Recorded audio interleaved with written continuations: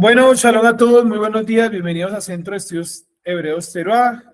Hoy estamos aquí para continuar con nuestro estudio del libro de Isaías. Saludando a todos los amigos que están presentes, presencial, virtual, y a los que luego van a ver estos videos en algún momento. Los saludamos a todos y a cada uno de ustedes, esperando que se encuentren muy bien. Hoy empezamos nuestro nuevo ciclo de estudio de la Torah. En este caso, vamos a ver nuestro ciclo de estudio relacionado a el profeta, ¿no? El profeta Isaías es el que venimos estudiando, que venimos estudiando desde hace ya bastante tiempo, ¿no? Espero que me estén escuchando bien. ¿Tienen de pronto alguna pregunta hasta ahí? Hoy vamos con la clase número 129, clase número 129. Y cambiamos de capítulo, cambiamos al capítulo número 31, capítulo número 31, clase 129. Vamos a empezar en Isaías, capítulo número 31:1. Isaías 31:1. ¿Sí me escuchan ahí? Sí.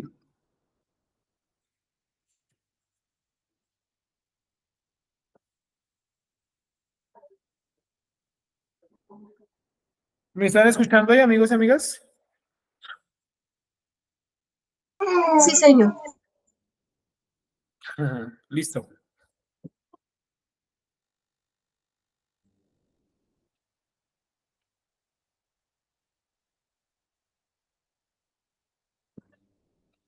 Espéreme un segundo.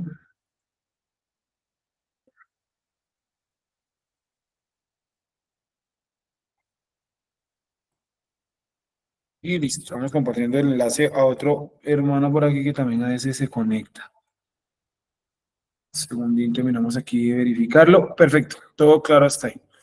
Clase entonces 129, Isaías 31. Vamos a leerlo todo, son 9 versículos donde seguro vamos a poder aprender bastante, ¿no?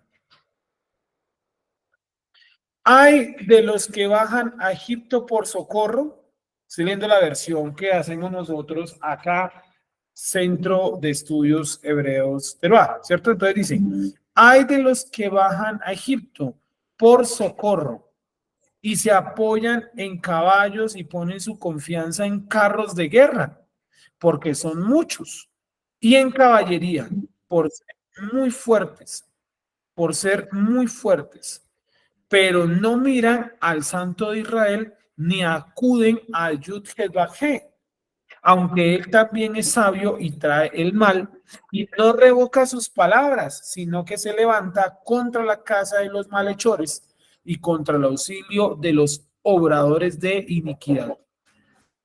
Pero los egipcios, dice acá, ¿cierto? Buenas. Dice, pero los egipcios son hombres y no dioses.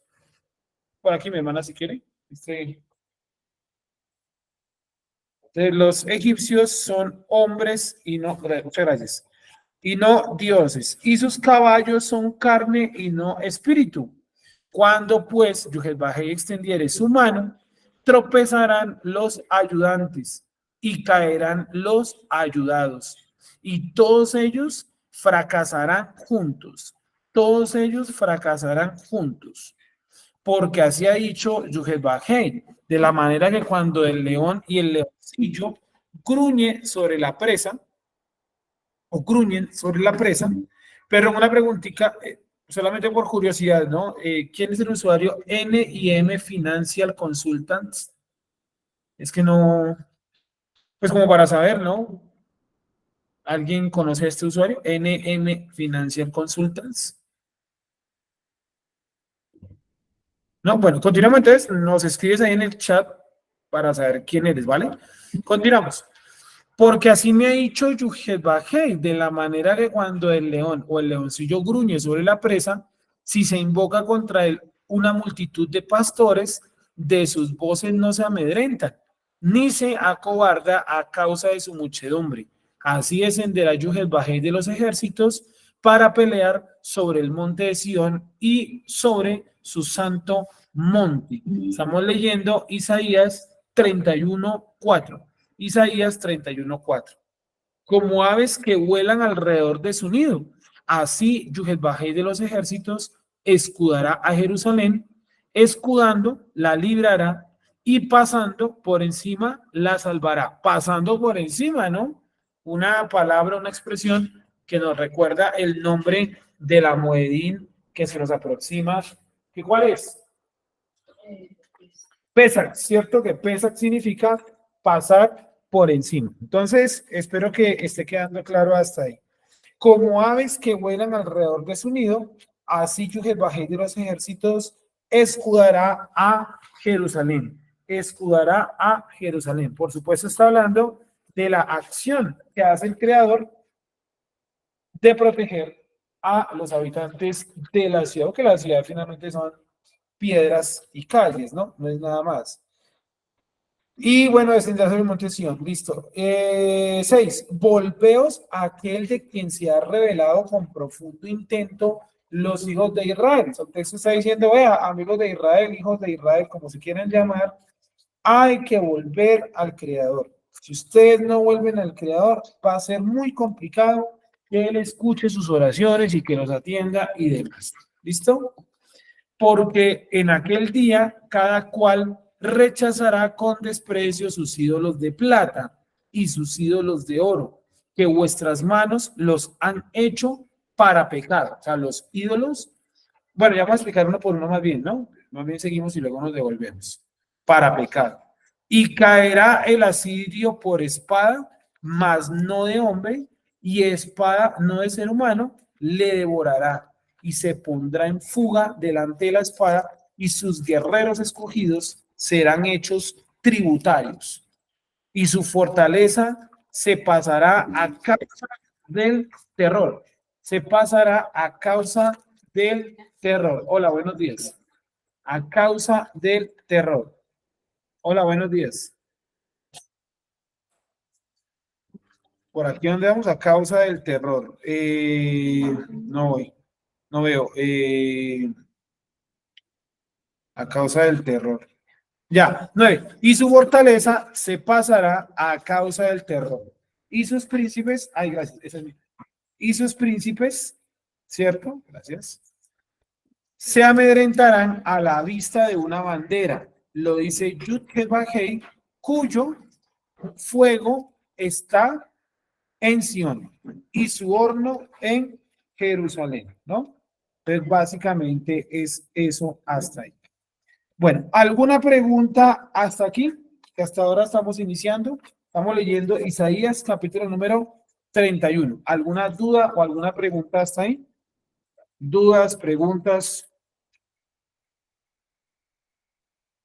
¿Algo para cuestionarnos, para mencionar? ¿Alguien tiene alguna idea? Bueno, entonces empecemos preguntando, ¿de qué habla este texto? Porque es un texto que habla de muchas cosas, puede que estoy hablando de muchas cosas diferentes y extrañas, ¿no? Pero yo les pregunto, amigos y amigas, ¿de qué está hablando este texto? ¿De qué habla? ¿Qué es lo que está diciendo?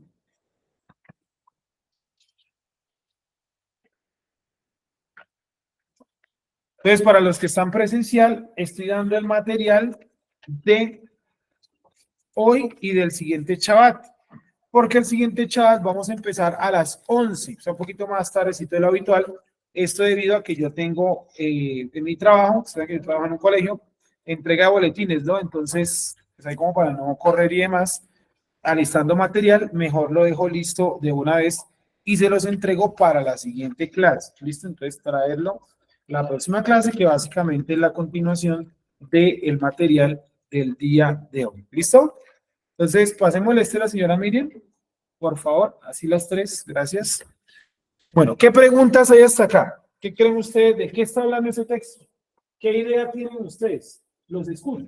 Hay una protección del Creador hacia el pueblo de Israel. Que hay una protección del Creador hacia el pueblo de Israel, sí. Digamos, como una venganza hacia Siria o como un castigo hacia Siria, algo así. Vale, menciona a los asirios, correcto. ¿Qué más ven ustedes ahí? O sea, lo que nos dice Claudia es totalmente certero.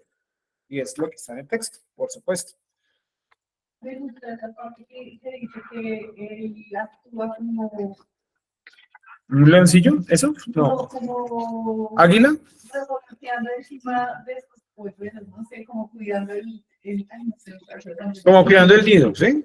Correcto, o sea que él, a pesar de que puede dejar el nido, nunca se va alrededor. O sea, de Israel, él puede dejar a Israel, pero alrededor él continúa ahí cuidándolo, ¿no? Así no se den cuenta Israel, ¿sí? No sé si vieron que está a punto de estallar una nueva guerra entre Israel e Irán, ¿no? Porque los iraníes se tomaron un buque de comercio por allá en el estrecho de Hormuz. Pues obviamente eso hace parte de lo de siempre, ¿no? Rumores de guerra, se levantará nación contra nación, o sea, tampoco es que ya es el fin del mundo. No, recuerden que el fin del mundo está, o el fin del mundo, el fin del tiempo más bien más que el mundo, está marcado por un proceso. ¿Cuál es ese proceso? El proceso de paz, ¿no? Dice, cuando digan paz y seguridad, entonces sí vendrá destrucción.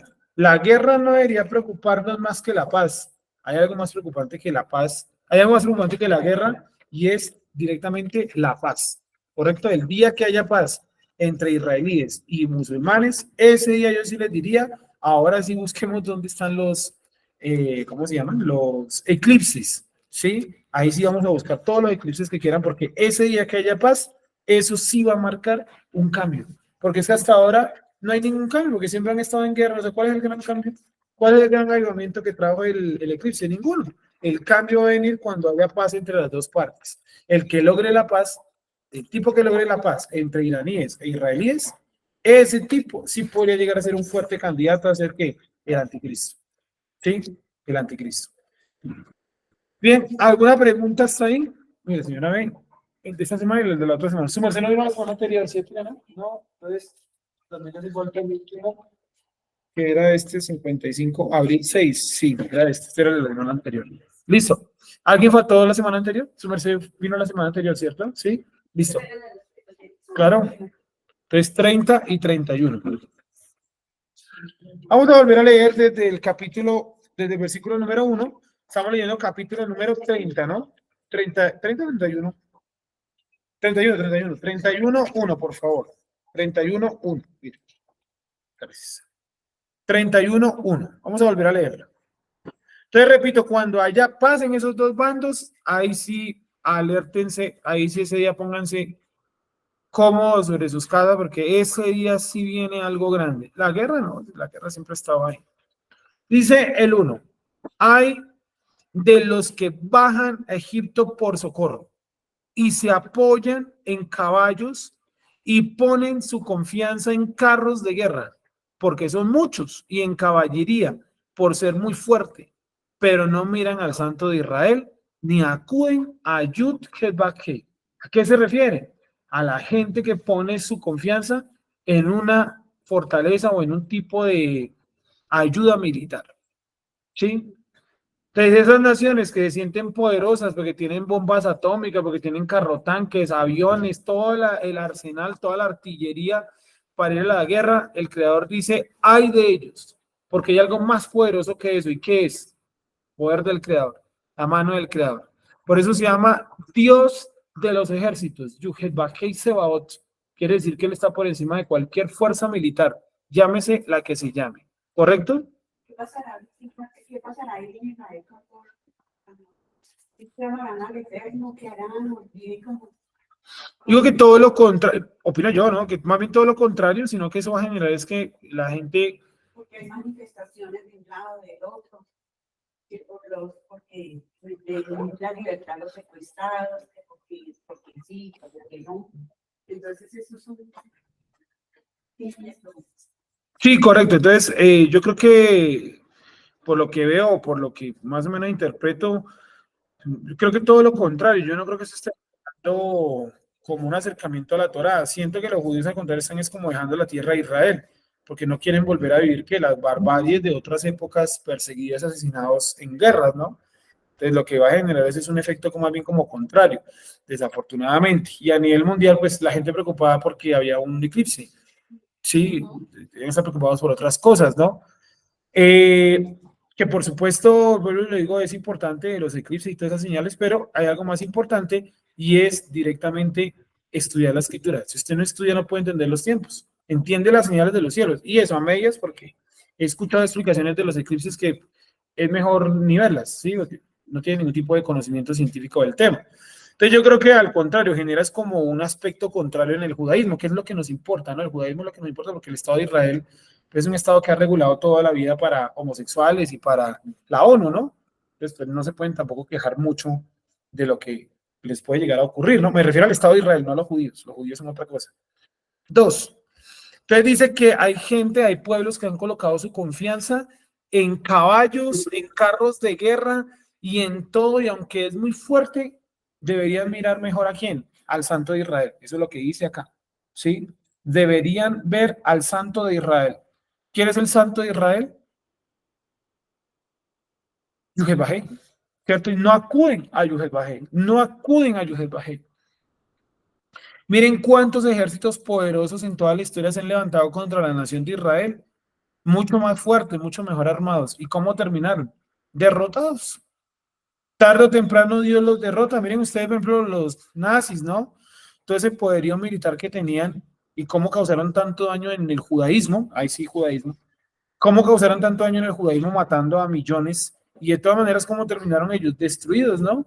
Los poquitos que sobrevivieron de los altos rangos nazis perseguidos por propios judíos, dándole cacería, matándolos, secuestrándolos para llevarlos a juicio. Sí, o sea, fue el final de absolutamente todo.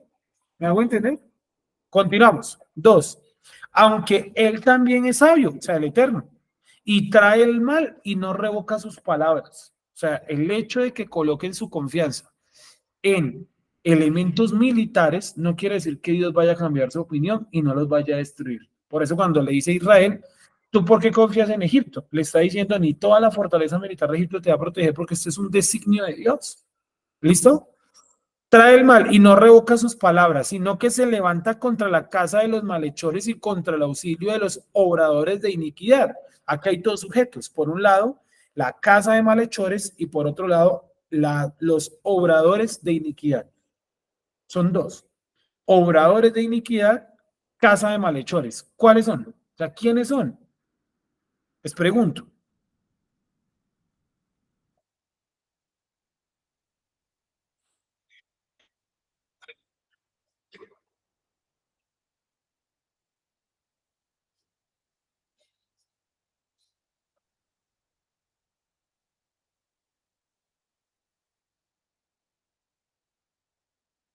¿Qué creen ustedes que hace referencia a eso?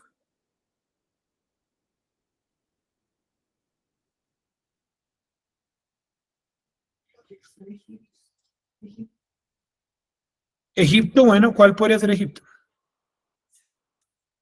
Los malhechores. ¿Y los otros quiénes serían? ¿Cómo lo ven ustedes? ¿Qué analizamos ahí de ese apartado?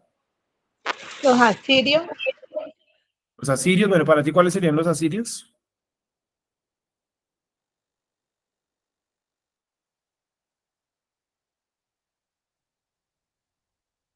¿Qué opinan ustedes? Los, Como la clase sería como la cultura, o sea, como en generación de los egipcios, sirios, asirios, persas, y como que y los malhechores serían como los que siguen como impulsando esto de que desaparece. vale, bueno, vamos a volver a leerlo. A ver, dice, aunque él también es sabio, o sea, Yohebahei, y trae el mal y no revoca sus palabras, ¿no? Trae el mal y no revoca sus palabras, sino que se levanta contra la casa de los malhechores y contra el auxilio de los obradores de iniquidad. Entonces, voy a explicarlo. La casa de malhechores es Israel, ¿sí? Y el auxilio de los obradores de iniquidad es Egipto, con quien Israel había hecho un pacto para huir del castigo que traía a través de este pueblo extranjero llamado los asirios, ¿sí? Entonces, para que ustedes me entiendan, Israel hizo un acuerdo que lo vimos en el capítulo 29 y el capítulo 30. Dios habla a detalle de ese acuerdo militar entre israelíes y egipcios, un acuerdo que el Eterno no pidió y tampoco aprueba, porque está diciendo Israel, si tú pones tu confianza en caballos y en carros, es porque no crees en mí. Sí, colocaste tu confianza en quién? En Egipto. Entonces el texto dice que él no revocará sus palabras, sino que se levanta en contra de la casa de los malhechores, o sea, Israel, y contra el auxilio de los obradores de iniquidad, o sea, aquellos, exacto, aquellos que venían a ayudarlos. ¿Quiénes? Los egipcios. Básicamente le está diciendo lo mismo que en el capítulo 30, y es, yo voy a destruir a Israel y también a las naciones que lo ayuden, incluyendo a quién, a Egipto. ¿sí?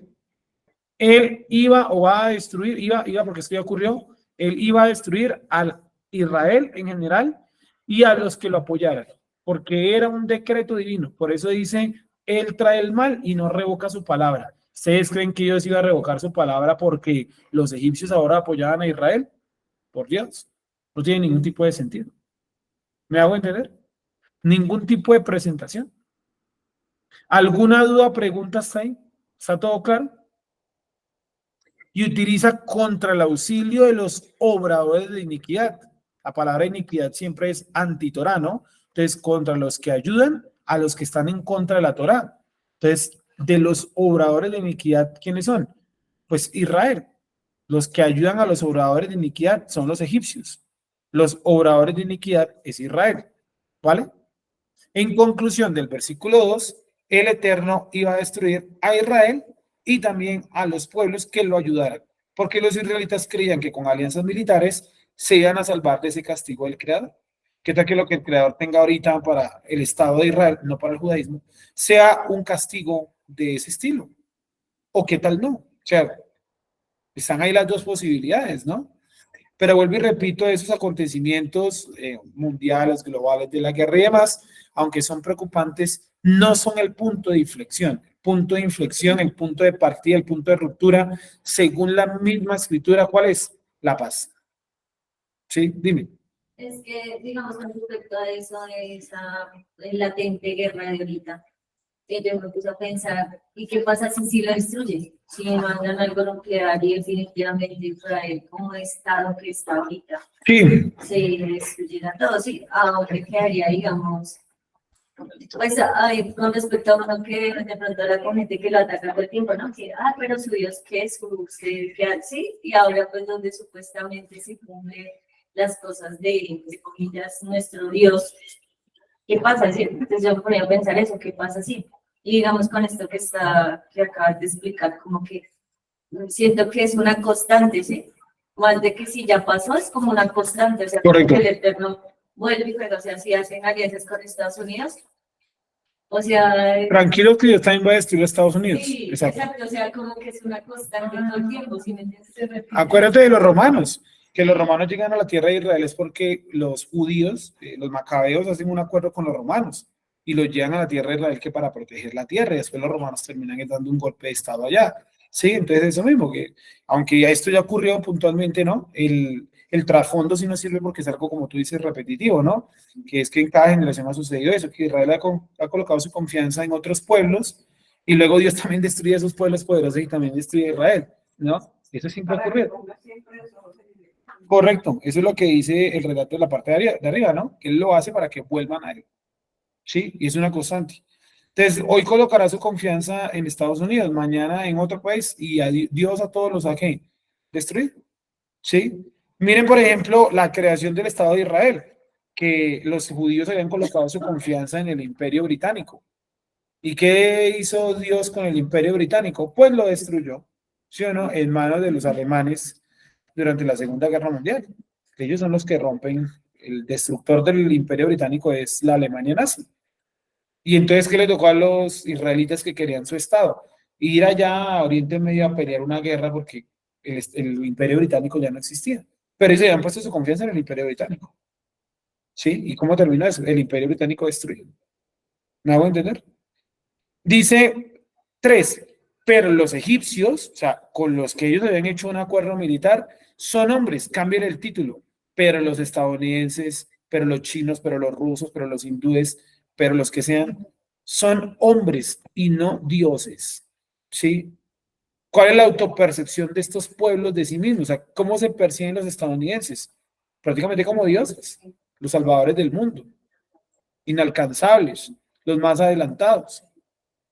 Sí, por eso llevan una campaña política negativa hacia chinos, hacia cualquiera que no sea estadounidense, y una política negativa hacia los indios de la India, ¿no? Hacia los iraníes, a cualquiera tienen una campaña negativa porque ellos se consideran dioses. La policía del mundo, ¿no? O sea, hay un hecho de corrupción en otro país y ya tiene que estar el FBI capturándole, pero ¿por qué? Porque ellos se creen eso, la policía del mundo. Dice, pero los egipcios son hombres y no dioses. Te les decía ahorita en la transmisión de la Parashá que hay dos elementos que mueven al mundo, ¿sí? Dos elementos que mueven al mundo. El primero es el progreso. Todo es progreso. Si usted lee cualquier propaganda política, cualquier político, progreso. Vamos en aras del progreso. Países en vías de desarrollo, en vías de progreso. Países desarrollados, o sea, países con progreso. Y usted mira la ONU y todo tiene que ver con progreso. Y el otro elemento es la paz, ¿sí? Lograr esa paz. Porque ¿quiénes están preparando? Para la época de paz. ¿Cuál va a ser la época de paz? La del antimashiach. ¿Sí? Hacia eso no están. Y miren que aquí en Colombia llegó fuerte eso de la paz. Pues no firmaron un tratado y todo eso. ¿Se acuerdan en el 2016? De hecho, cuando Trump también hace, prácticamente cuando estuvo, En el presidente. En su presidente firmó como 7, 8 acuerdos de paz, ¿no? pero todo, digamos, como con Israel y que... Y los vecinos, Sí, con el Líbano, con Arabia Saudita, correcto. Entonces eso, ¿no? Es ese discurso de la paz. Y ustedes saben que uno de los premios más importantes del mundo, ¿cuál es? El Nobel de la Paz, ¿no? Entonces es una narrativa en la cual estamos metidos hoy en día, el elemento de la paz. Todo es paz, pero es porque nos quieren llevar a esa época, o el Hasatán está trabajando para llevarnos a esa época, porque él trabaja, él no descansa. Cada generación ha trabajado y perseguido a los hijos de Israel, y en esta generación no es distinto. Él está ahí, pues dice que es un león rugiente, ahí no dice que es un cachorro feliz, ni que es un chihuahua. ¿Cómo se llaman los otros perros que son chiquiticos, que son todos bravos, que son todos mordelones, que siempre están como temblando? ¿Spincher? Sí, es Spincher. Bueno, cierto, y dice que Hasatan es Spincher, un chihuahua. Bueno, yo no sé si los Spincher hayan existido en esa época, los chihuahuas sí, pero no en aquella parte del mundo. Pero bueno, no dice que sea un perrito chiquito, sino dice que es un león rugiente, sí, mirando a quién devorar, o sea, mirando a quién que comerse. O sea, que él está por ahí siempre echando ojo a ver cómo actúa contra Israel. Y ahí va con esa disruptiva, la paz, el progreso. Entonces, si usted quiere paz, usted tiene que aceptarlo todo. Entonces, acepte que una persona tenga relaciones sexuales con un niño. No le diga nada porque es romper la paz. Sí, entonces vienen a robarlo y déjese robar porque eso hace parte de la paz. Es que la persona que roba, como dicen aquí en Colombia, no, es que él roba porque no tienen que trabajar. Entonces, démosle 1.000.000 de pesos. Sí. Ah, un tipo que cogieron ayer a golpes por aquí en Bogotá, ¿no? Imagínense, o sea, a eso nos han llegado con la búsqueda de la paz, nos arrodillaron a todos, ¿cierto? Y se acuerdan que en el 2016 decíamos eso también. El mismo que dije que firmaran o no firmaran, de todas maneras no iba a haber paz, porque es que la paz no está en un papel. Eso es muy estúpido, pensar eso, ¿sí? Y que había que ir a votar en negativa a ese proyecto, ¿por qué? Porque era un proyecto que le entregaba el país a la guerrilla. Y dije mentiras, después de casi 10 años. ¿Dónde están los guerrilleros hoy en día, no? En el Congreso, reclutando niños. Ese Timochenko que tiene 28, 26 causas de violación, como 15 más de abortos obligados a las niñas que reclutaban y violaban, ¿cierto? Y ahí está en el Congreso, todos los días habla de moral, habla más de moral que el tipo del, ¿cómo se llama esto? El tipo del minuto de Dios. Habla más de moral Timochenko que el tipo del minuto de Dios. Sí, es un lobo vestido de oveja, ¿sí o no? A eso era lo que había que ir a votar en contra, no en contra de la paz, que contra la paz nadie vota. ¿Usted votaría en contra de la paz? Obviamente que no. Yo voto es en contra del acuerdo. Sí, el sentido común. Como yo iba a decir, usted vota, hola, buenos días, usted votaría a favor de los violadores. Pues nadie va a decir que sí, pues es sentido común, ¿sí me entiende? Pero es una narrativa que lo que hace es que nos mete como en esa discusión, ¿no? En esa estupidez, donde terminamos apoyando todo ese tipo de cosas y luego, y no, es que nuestro deber patrio es votar a favor de la paz. Que es esa estupidez, por Dios. Sí, dime. Es que estos días he estado viendo lo del agua, ¿no? Sí. Del razonamiento de agua. Y, o sea, no sé, muy conspiranoico también, pero me colocaba a pensar que hace poco vino los de la ONU, ¿no? Hicieron esa reunión grandísima de el tema. Sí. Sí. Y una de las cosas de que tienen de lo de la Agenda 2030, ¿no? Racionamiento de agua. No, o sea, literal, en uno de los ítems dicen manejo mundial del agua. O sea, dice manejo mundial del agua. Claro, y están las imágenes donde está la fábrica de Coca-Cola aquí en Bogotá. Está en la calle 26, ¿no? Para hacer un litro de Coca-Cola se necesitan 26 litros de agua. ¿Usted cree que a esa empresa le colocaron restricción de agua? ¿La colocan a nosotros? Así que trabajaban pues yendo a estas embotelladoras. Sí, Me contaba que pues estaba haciendo ese trabajo y estaban cavando un pozo. Casi que en la casa. Y él le preguntó, ¿y esto qué, no? Ahí hay una feria de esa casa. es obvio, lógico. Y es que la cabeza es de que merece algo el agua, pues como que antes de que debiera salir agua de la tierra. Claro, y entonces mostraban en televisión. Porque hay tantas fuentes hídricas, yo decía, uy, ¿cómo es que la gente no iba a perder el tiempo? Pero la familia también, porque tenemos que, nosotros nos tenemos que sacrificar para que ellos le puedan vender la luz al Ecuador, porque la hidroeléctrica trabajan con el agua. Claro, obvio. Están a favor del agua. Y obviamente eso queda atrás, razonamientos también de luz. O sea, también no va a haber internet. Si me entiendes, es una cosa que lleva a la otra. Pero ese es un proyectico, ese es el proyectico, esa es la agenda que yo siempre lo publico en mi Instagram. Ese es el discursito y la agenda de los socialistas en todos los lugares donde llegan. Ese es el mismo cuento. Relacionemos el agua, miren en Venezuela, no, apagones de hasta 16 horas en Venezuela. Por Dios, terrible para la gente que necesita tener cosas refrigeradas. Sí. Obvio, y el que se porta de la ciudad que se porta mal, ¿qué pasa? Pues ahí le llega su racionamiento también, ¿no? Es así, es una manera de controlarnos. Ustedes decían que uno de los estanques aquí cercanos a Bogotá, que lo muestran en las noticias que está medio seco, y muestran que en la parte inferior del río que alimenta el estanque, curiosamente desviaron el río, una empresa, la empresa que hace como el manejo ahí de la zona, ¿no? Desvió el río para que no llegara el estanque y esa agua va para otro lado, va para las embotelladoras y para todos esos lugares donde gastan agua. No sé si vieron que era lo que les iba a contar, que hay un reality donde nosotros, entre comillas, no racionalizando el agua y en ese reality jugando a bañarse con agua y a tirar agua, pero ¿cómo así? O sea, eso solamente es para la gente pobre, ¿sí o no?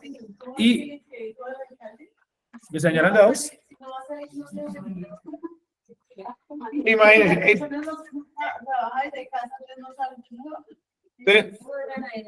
Regálame un segundito, no se van a desconectar. 10 segunditos no se van a desconectar. 10 segunditos, un momentico.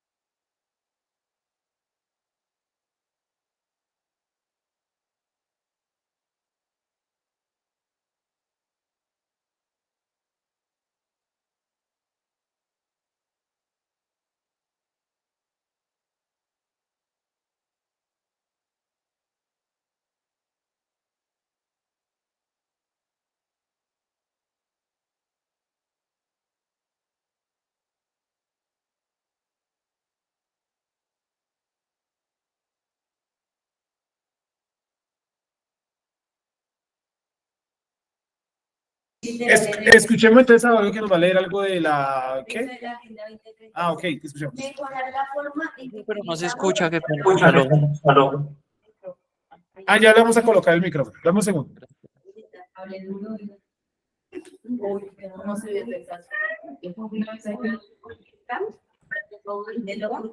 ¿Alguien ha dicho ojo que no te va a hacer una tirada ahí? Hola, hola.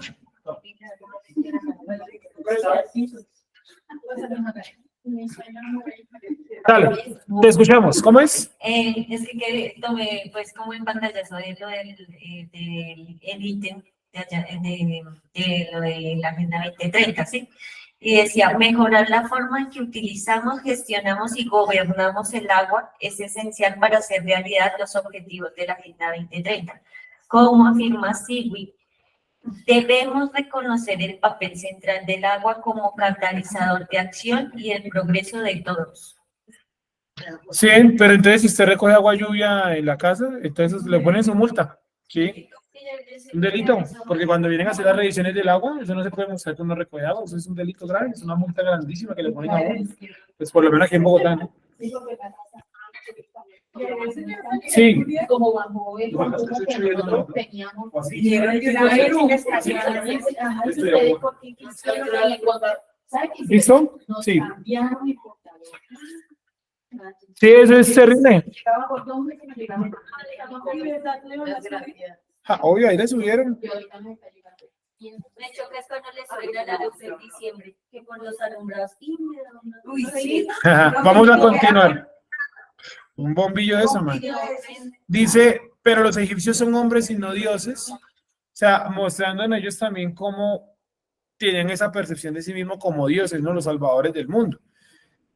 Y no dioses, y sus caballos son carne y no espíritu. O sea, pues tampoco era que no fueran a dar la libertad a unos caballos. Cuando pues Yuhebajé extendiere su mano, tropezarán los ayudantes y caerán los ayudados. Miren que siguen manejando esa lógica de dos, ¿no? Tropezarán los ayudantes. ¿Quiénes serían los ayudantes? Los egipcios. Y caerán los ayudados, los israelitas, y todos ellos que fracasarán juntos. Se está diciendo israelitas y egipcios, Dios los va a destruir a la vez. ¿Sí? ¿Sí lo están viendo ahí? Seguimos. Porque así me ha dicho Yuhebajé, de la manera que cuando del león o el leoncillo gruñe sobre la presa, si se convoca contra él una multitud de pastores, de sus voces no se amedrentan, ni se acobarda a causa de su muchedumbre. Así descenderá Yuhebajé de los ejércitos para pelear sobre el monte de Sión y sobre su santo monte.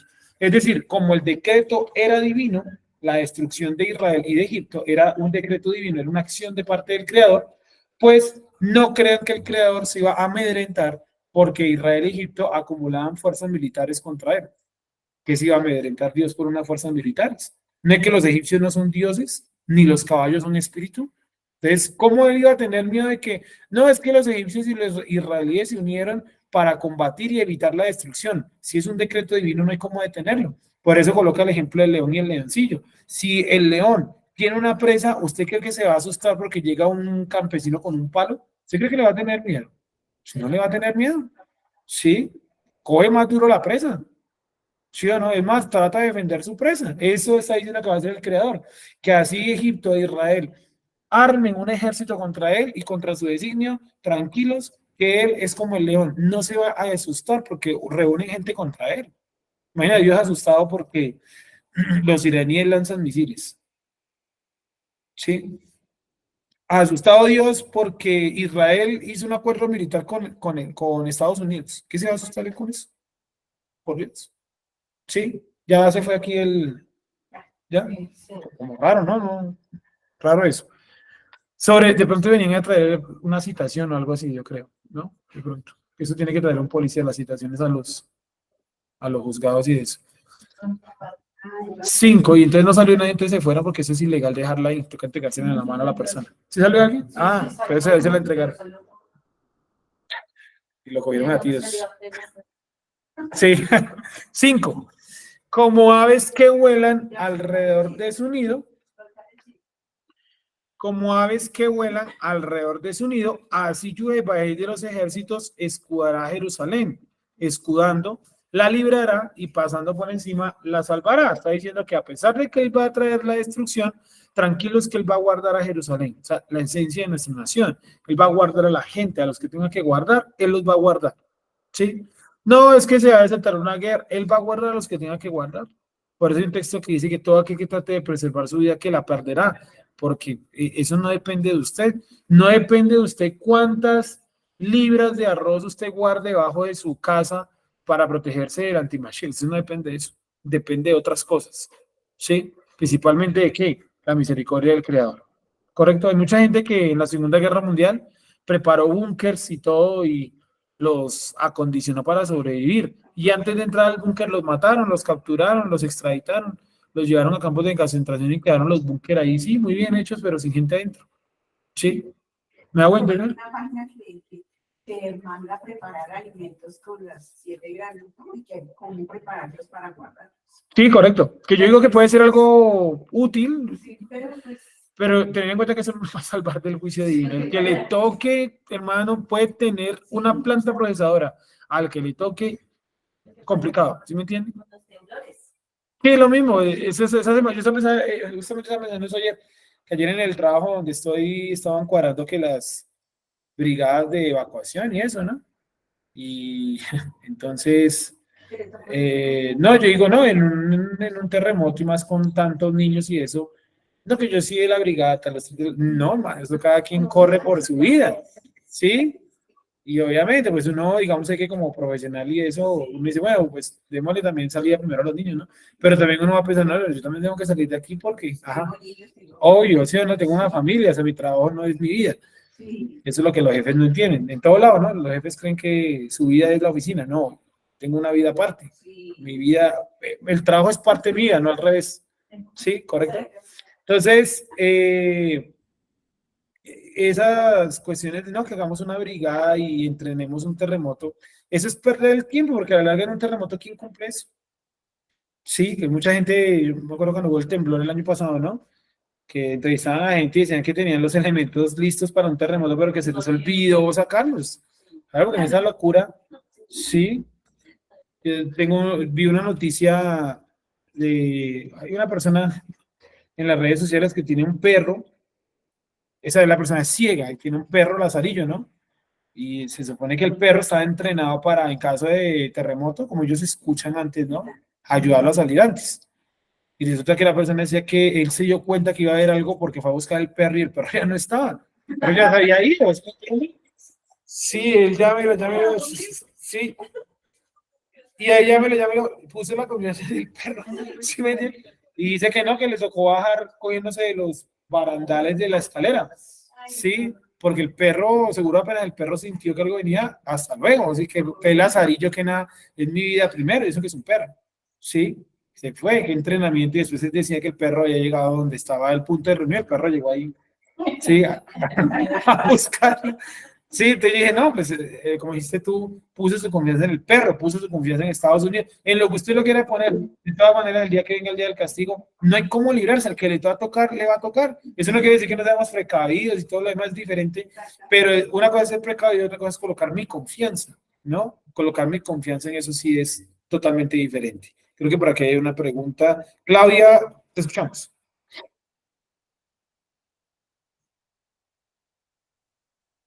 Clau.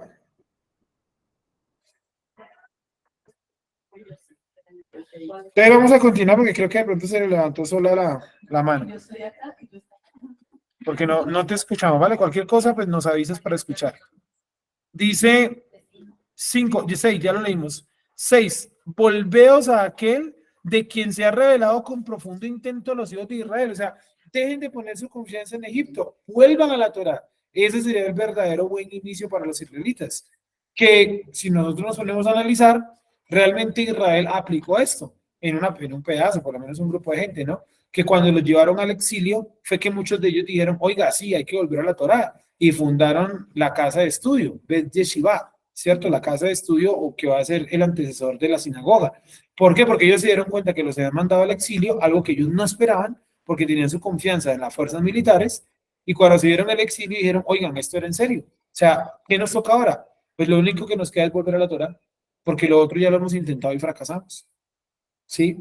Entonces aquí está diciendo directamente es, vuélvanse a aquel de quien se han revelado con profundo intento los hijos de Israel. O sea, lo único que le quedó a Israel después de la destrucción, ¿qué fue? Regresar a la Torá. Y a veces Dios lleva a Israel a esos puntos. ¿Vale?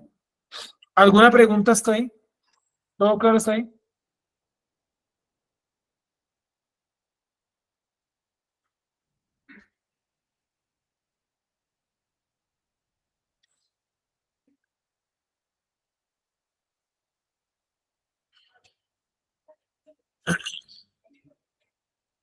Listo. Seguimos entonces. 7. Porque en aquel día cada cual rechazará con desprecio sus ídolos de plata. Claro, ¿por qué los iba a rechazar? Porque ya se dieron cuenta que no los protegieron contra la invasión. Sí, colocaron su confianza en unos ídolos de plata y el día que vino la invasión, estamos en la página que dice número 4. Sí, busca ir aquí, dice número 4. Estamos leyendo el versículo 7 ahí atrás en la 4. Sí, 4, dice 7, perdón. Porque en aquel día cada cual rechazará con desprecio sus ídolos de plata. A Israel ya le pasó eso, que estando en el exilio ellos dijeron, los dioses y todo eso que adoramos no sirvió de nada. Entonces volvamos a la Torá, a nuestro verdadero Dios. ¿Sí? Dice con desprecio sus ídolos de plata. Esa palabra desprecio iba a colocar asco, porque la palabra da para asco. Pero déjeme dar desprecio como por elementos de redacción, ¿no? Pero sí es como asco, o sea, como ese rechazo, ese repudio, decir, yo no quiero saber nada de esto, fastidio de esos ídolos. ¿Se les pasó eso con los ídolos que de pronto tuvieron? Sí, una iglesia católica uno dice, pues más allá de lo religioso que puede sonar, no, pero uno dice, no, yo no quiero, de pronto los que fueron muy católicos, no, yo no quiero volver a eso. No quiero ver ni vírgenes, ni santos, nada de eso, o sea, le cogí como asco. Bueno, no me pasó a mí porque yo no fui católico, pero alguna vez alguno de ustedes me contaba eso, que no pudo volver a pasar ni cerca de una iglesia porque sentía gran asco, sí, de los yesos y de la iglesia en general. Sí, yo diría, bueno, no a ese punto, pero de la iglesia cristiana. Yo digo, no, yo no puedo soportar un culto cristiano ni por internet, no puedo, me da como fastidio, como pesadez. Digo, esto no es de Dios, por más de que digan que es de Dios y hablen de Dios, no es de Dios. El creador no quiere esto, ¿sí? Entonces, hablando como eso, lo relacioné como ese sentimiento para ver si lo pueden ustedes relacionar también por ahí, ¿no? Con desprecio sus ídolos de plata y sus ídolos de oro, y eso que eran dos elementos valiosos. Por ejemplo, uno hubiera dicho, no, venga, lo derretimos y con la plata nos hacemos unas monedas o cualquier vaina. No, Israel empezó a sentir como fastidio, asco, pesadez de eso. Que vuestras manos han hecho para pecado, ¿sí? Que vuestras manos que vuestras manos los han hecho para pecado. O sea, que los ídolos siempre son hechos para ¿qué? Para transgresión. O sea, ayer vi un video, ayer creo, sí, un video de ahí en las redes sociales de supuestamente un santo, uno de estos muñecos, ¿no? Que en Semana Santa había movido sus manos. Y está el video ahí, y pues efectivamente se ve que el muñeco mueve las manos. Sí. Entonces yo decía, bueno, pues obviamente ese es un accionar espiritual decaído detrás de ese cosa, ¿no? Lo curioso es que nadie de los que está ahí abajo en el culto o en la misa se da cuenta. Es como mirando el video, la grabación que luego se dan cuenta, pero ahí en ese momento nadie se dio cuenta. Si hubiese sido una señal de Dios, todo el mundo se hubiera dado cuenta. Nadie se dio cuenta, sino después en un video que alguien está revisando, se da cuenta que el muñeco mueve, el muñeco está con las manos extendidas hacia arriba y las mueve así un poquito como hacia los lados. Es un movimiento como de unos 10 centímetros, bastante. Sí, hace como esto. Y bueno, puede ser también hasta algo que el muñeco tenga instalado, ¿no?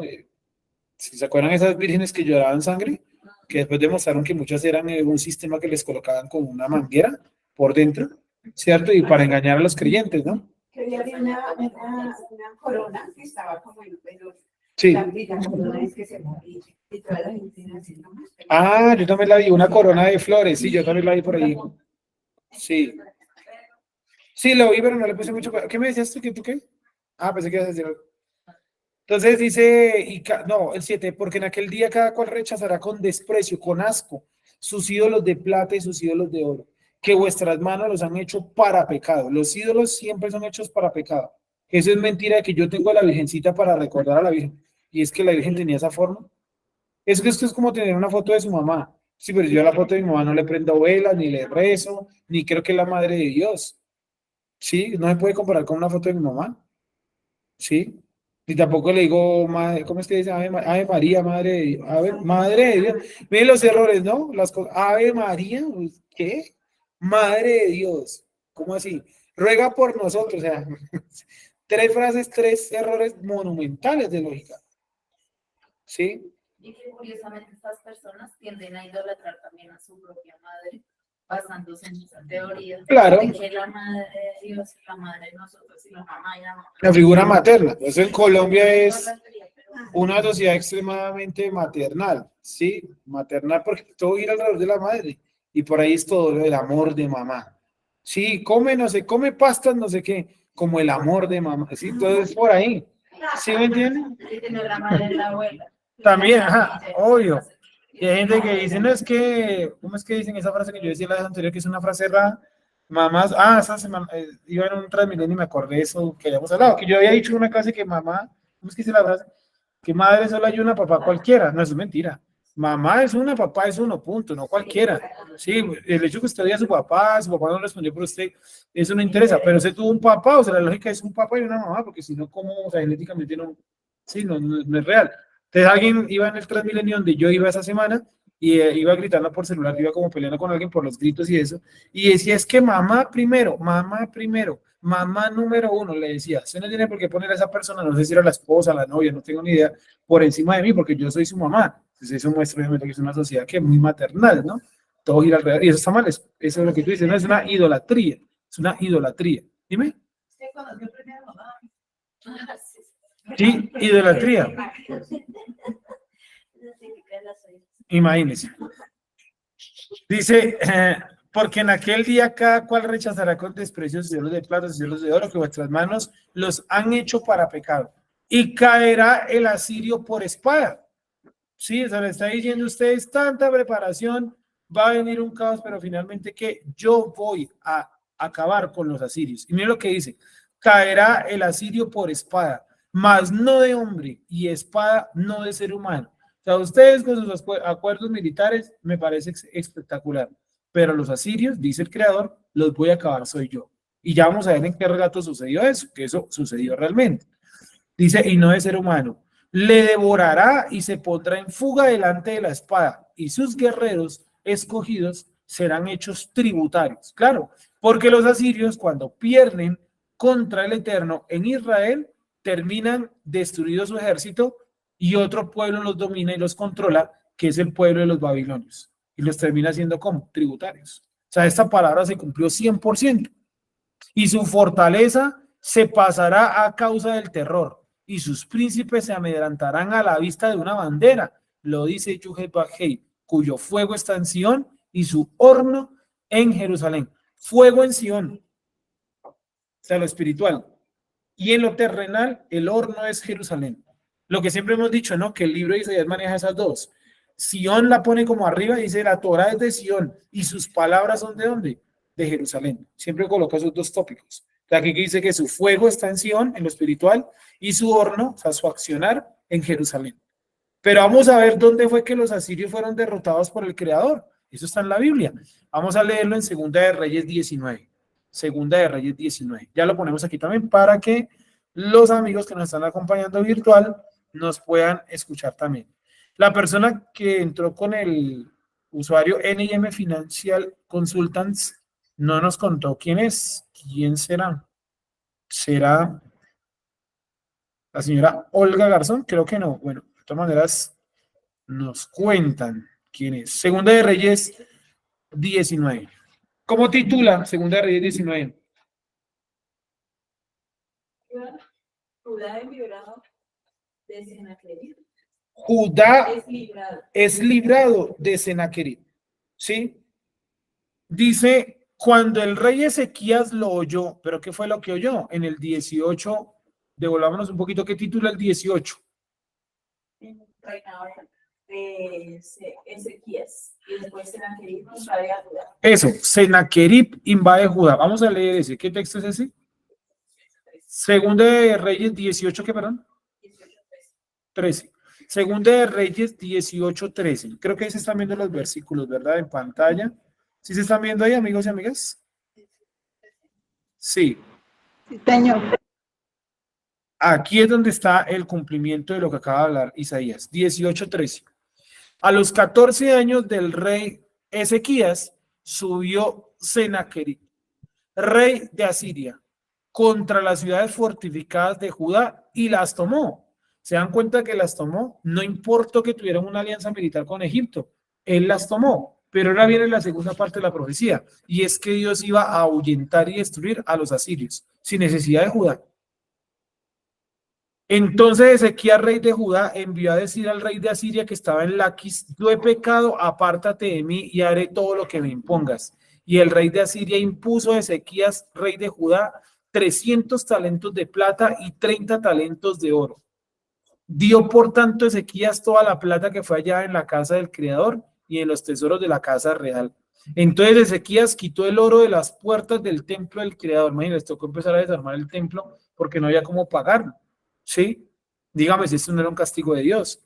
Y en los quiciales que el mismo rey Ezequías había cubierto de oro y lo dio al rey de Asiria. Después el rey de Asiria envió contra el rey Ezequías al Tartán, al Rabsaris y al Rabsaces, con un gran ejército desde Laquis contra Jerusalén. Y subieron y vinieron a Jerusalén, y habiendo subido, vinieron y acamparon junto al acueducto del estanque de arriba, en el camino de la heredad del lavador. Llamaron luego al rey, y salió a ellos Eliaquín, hijo de Hilcías, mayordomo, y Sebna, escriba, y Joa, hijo de Asaphat, canciller. O sea, fueron contra Jerusalén, no la atacaron directamente porque en aquella época había mucha diplomacia, sino que mandaron a llamar al rey, y el rey no, obviamente no iba a dar la papaya de salir, ¿no? Mandó a unos enviados, a ver qué era lo que iban a proponer. Pues obviamente el rey no iba a salir a regalarse, lógico, ¿no? Pero vamos a saltarnos al 19, Segunda de Reyes 19.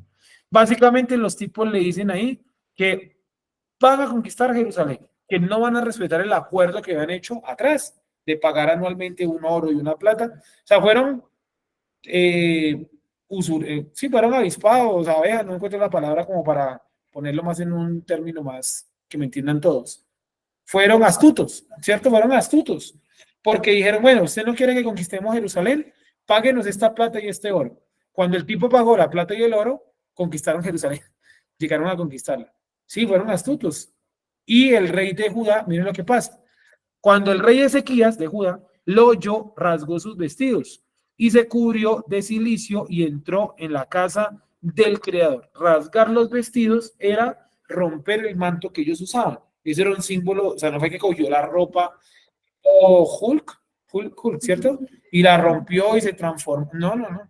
Sí, la ropa y eso es el manto que ellos utilizaban, ¿correcto?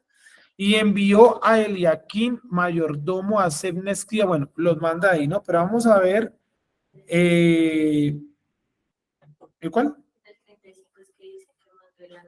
Ya, dame un segundo, vamos para allá. Entonces, ¿qué hace en el 5? Miren ustedes el 19:5. Entonces, el rey está desesperado porque no cumplieron el acuerdo y lo van a conquistar. Y obviamente el primero que va a caer, ¿quién es? El rey. Y miren en el 5, él manda unos enviados al profeta Isaías. Sí, miren el 5. Vinieron pues los siervos del rey Ezequías a Isaías. E Isaías les respondió, así iréis a vuestro señor. Él no dice a nuestro rey. O sea, se nota que la relación Isaías-Ezequías estaba rota. Isaías a vuestro señor. Así ha dicho el Creador, no temas por la palabra que has oído, la palabra de que los van a conquistar y eso no le queda a sus manos, con las cuales me han blasfemado los siervos del rey de Asiria. He aquí yo pondré en él un espíritu y oirá rumor y volverá a su tierra y haré que en su tierra caiga a espada. Y regresando el Rabsaces halló al rey de Asiria combatiendo contra Limna porque oyó que se había ido de Laquis. Bueno, vamos a saltarnos un poquito más el relato porque estos son nombres y datos que no nos aportan en este momento, pero vamos a ver lo siguiente.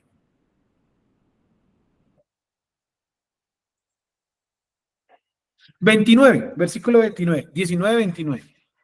Segunda de Reyes, ¿cierto? Sí, Segunda de Reyes. Segunda de Reyes 19-29.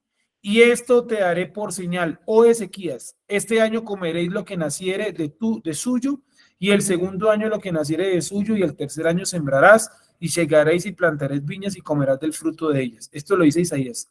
Y lo que hubiera escapado, lo que hubiera quedado de la casa de Judá, volverá a echar raíces abajo y llevará fruto arriba. Porque saldrá de Jerusalén remanente y del monte de Sión los que se salven. El celo del Creador de los ejércitos hará esto. Por tanto, así dice el Creador acerca del rey de Asiria: no entrará en esta ciudad, ni echará saeta en ella, ni vendrá delante de ella con escudo, ni levantará contra ella baluarte. Por el mismo camino que vino volverá, y no entrará en esta ciudad, dice el Creador, que es lo mismo que está diciendo Isaías en el capítulo 31, que Dios iba a proteger ¿a quién? A Jerusalén. ¿Sí lo vieron ahí? En el 31 dice eso, yo protegeré a Jerusalén, y aquí Dios está confirmándolo con otras palabras, diciendo tranquilo que el rey se tomó toda Judá, pero Jerusalén no se la va a tomar. 34, porque yo ampararé esta ciudad para salvarla, por amor a mí mismo y por amor a David mi siervo. Isaías no menciona por ningún lado a Ezequías. Y aconteció que aquella misma noche salió el ángel del Creador y mató en el campamento de los asirios a 185,000. Cuando se levantaron por la mañana, he aquí que todo era cuerpos de muertos. Entonces Sennacherib, rey de Asiria, se fue y volvió a Nínive, donde se quedó. Y aconteció que mientras él adoraba en el templo de Nisroch, su dios, Adramelech y Sarecer, sus hijos, lo hirieron a espada y huyeron a la tierra de Ararat, y reinó en su lugar Esarhadón, su hijo. Sí, o sea, el tercer hijo. Y ahí está el cumplimiento. Dios protegió a Jerusalén. Y Dios también, como decía en el libro de Isaías, el último capítulo que estábamos, el último versículo que estábamos leyendo, dice que él haría caer al asirio por espada, pero no de hombre. ¿Sí en el cumplimiento? Porque ese ejército no lo mató Israel, dice que lo mató el ángel del Creador.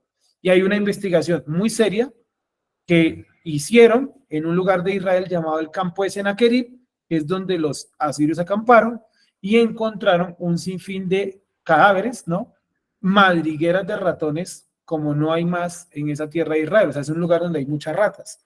Y al día de hoy teorizan los expertos en el tema que posiblemente lo que mató esa noche a los soldados fue una plaga de ratas que atacaron a los soldados, y a la mañana habían varios muertos de esa enfermedad que transmiten las ratas, ¿no? Que es la difteria, que puede ser una enfermedad terriblemente, y más si no hay vacuna, ¿no? Hoy, bueno, hoy la gente lo muerde una rata y la vacuna le salva la vida.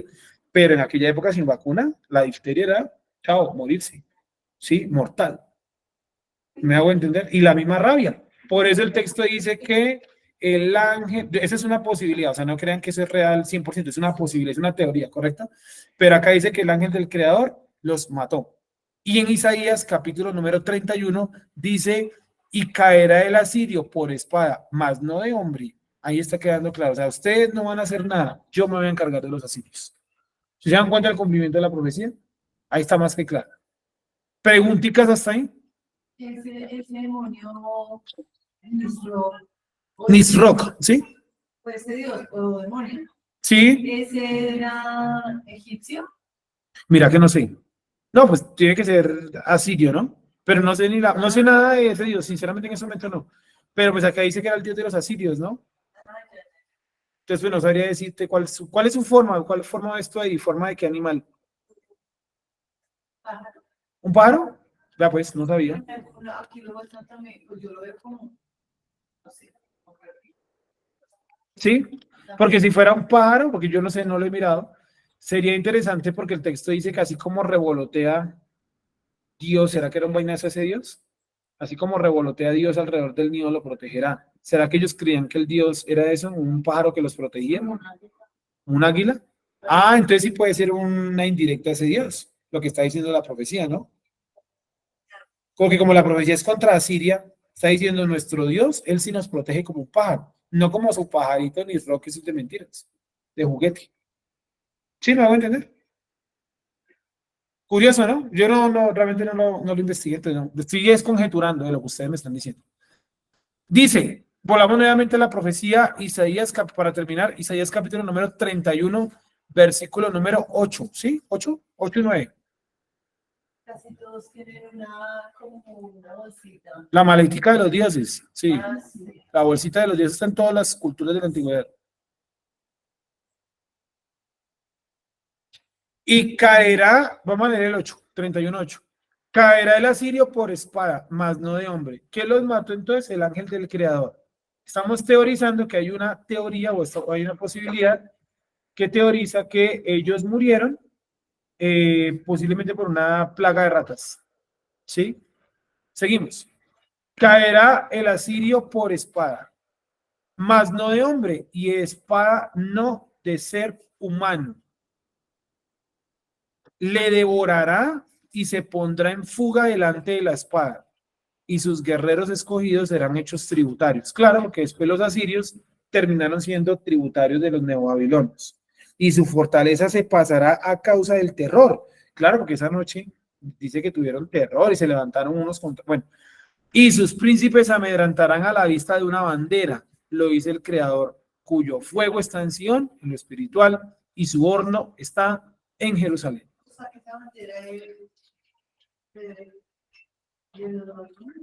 No, esa es la bandera del... Tiene que hacer referencia a Israel, porque mira el relato, ¿sí?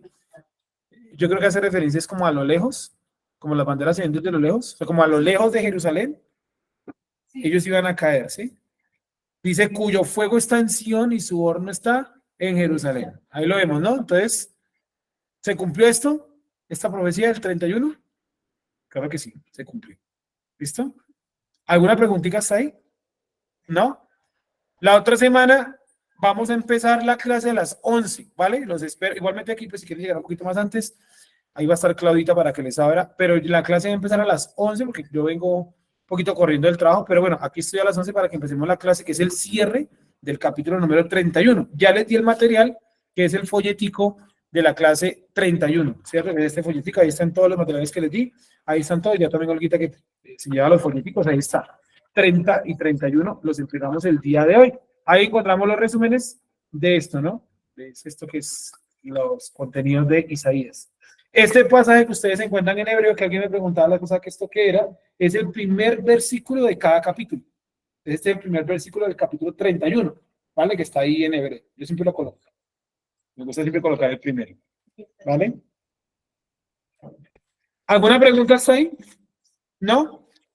Pues nada, aquí empezamos entonces nuestro estudio de Shabbat de Yeshayahu. Si el Creador nos bendice, serán 50 y tantas o 52, 50 clases que tendremos de Isaías este año. O sea, llegaremos hasta la clase más o menos 178, 180, pues un montón, ¿no? La idea de este año, en mi presupuesto, es llegar más o menos hasta el capítulo 50, pero vamos a ver cómo nos va en el año, ¿sí? Más o menos avanzar 20 capítulos, pero hay capítulos que son muy extensos y otros que son corticos, pero muy complejos, entonces ahí vamos. Pero miren que en una sola clase sacamos el capítulo número 31.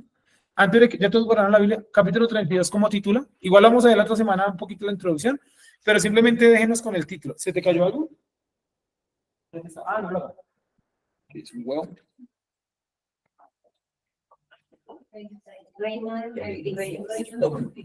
¿Quién? Isaías 32. El rey justo. ¿Recuerdan que yo les dije que después del 31 venía lo bueno? Las profecías que de pronto no se han cumplido. Ahí están. Ahí empieza. Bueno, entonces nos vemos la otra semana, ¿vale? A las 11 de la mañana, la próxima semana, en la clase de Isaías. Bueno, vamos a orar, vamos a darle gracias al Creador esta mañana, recordándoles que el mensaje que les coloqué ayer en el chat, que lo estamos recogiendo, las ayudas para nuestro vecino de Centro de Estudios de Heredos Teruá, en esta canasta que tenemos acá. Si alguien lo va a traer en la tarde, nos lo coloca en esta canasta.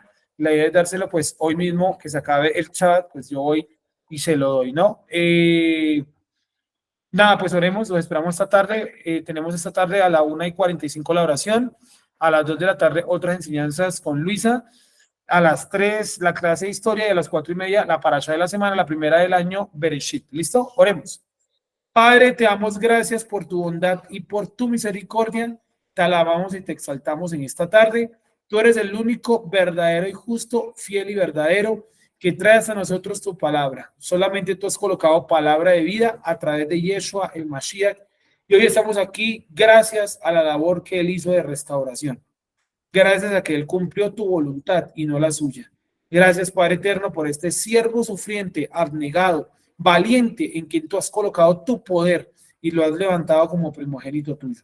Gracias te damos, Padre eterno, por nuestra vida, por la salud de nuestros amigos, de nuestros familiares. Y Padre, colocamos nuevamente en tus manos la salud de nuestro vecino, el señor Alfonso. Padre, que atraviesa por esta situación complicada, permítele retomar sus labores, que pueda encontrar tranquilidad en estos días, Padre eterno, y que lo que nosotros damos como comunidad sea, Padre eterno, de alivio a su condición económica. Gracias te damos, Padre eterno, por su vida, por la vida de su madre también, y por la vida de nosotros, Padre eterno, que estamos aquí en este Shabbat.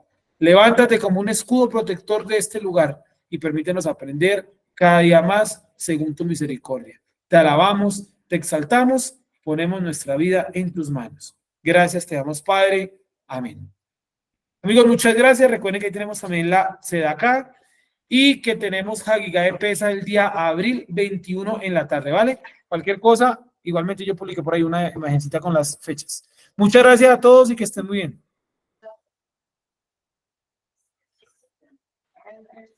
Gracias, Tere. Bueno, shalom, buena tarde para todos. Gracias. Shalom, gracias. Chao. Chao.